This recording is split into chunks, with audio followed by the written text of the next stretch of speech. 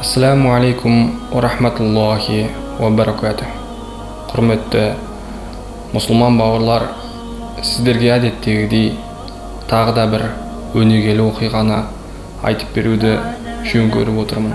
Күндердің бір күнінде екі жас бір-біріне ғашық жандар тұрмыс құрып отбасылы болады.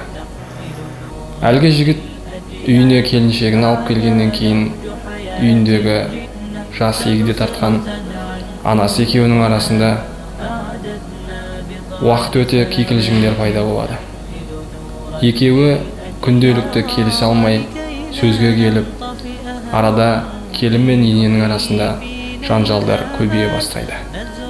Бір жағына қараса келіншегі, бір жағына қараса анасы, екі оттың ортасында қалған жігіт бақытсыз бір күйде күн кешеді.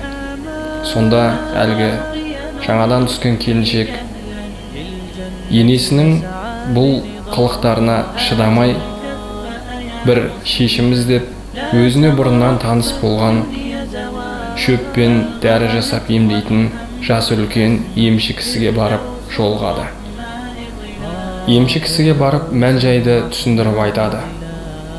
Сонда емші кісі: онда мен саған бір шөптен жасалған у дайындап берейін. Сол уды өзіңнің енеңе күнделікті сүйікті тамағын дайындап беріп отырып, аз-аздан 30 күн бойы қосып отырасың дейді. 30 күн бойы қосып отыратын болсаң, 30 күннің ішінде енеңнен түбегейлі құтыласың дейді. Мәселенің шешімін тапқандай болып, жаңағы жас қыз қуана-қуана келіседі. Әлгі қарт кісі ескерту ретінде: бірақ бұл уды беріп жатқаныңды енең байқамас үшін күнделікті сүйікті тамағын дайындап, оның қас-қабағына қарап, жағдайын жиі сұрап жүр дейді. Әлгі жас келін осы шарттардың бәріне көніп, қолына жаңағы шөптен жасалған уды алып, ертерек іске кірісуді жөн көреді. Әлгі жас келін күнделікті енесіне өзінің сүйікті тамақтарын дайындап беріп, мына тамақты жеңіз, ас болсын, жағдайыңыз қалай, денсаулығыңыз қалай деп күнделікті қас-қабағына қарап жүріп, аз-аздан жаңағы у дәріні қосып беріп отырады. Бұған аң-таң болған ене бір күн өтіп, екі күн өтіп, арасындағы мәмілесі қайтадан түзеліп, әлгі жас келінін өзінің қызындай жақсы көріп кеткен екен. Осыдан арадан бір 20 күндей уақыт өткеннен кейін әлгі келін өзінің қате жұмыс істеп жүргенін түсініп, енесінің жақын арада көз жұматындығын ойлап, үлкен күнәлі іске қол бұрып отырғанын түсініп, әлгі жас егде тартқан емші кісіге қайтадан барып жолығады. Сөйтіп емші кісіге барып: ата, мен жасап жатқан істерімнің дұрыс емес екендігін түсініп жатырмын. Мен осы үлкен күнәлі іске қолымды былғап жатыр екенмін.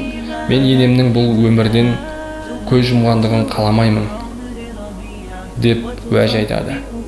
Маған қайтадан осы удың әсерін басатын шөптен жасалған бір дәрі дайындап беріңізші деп алдына өтінішпен келеді.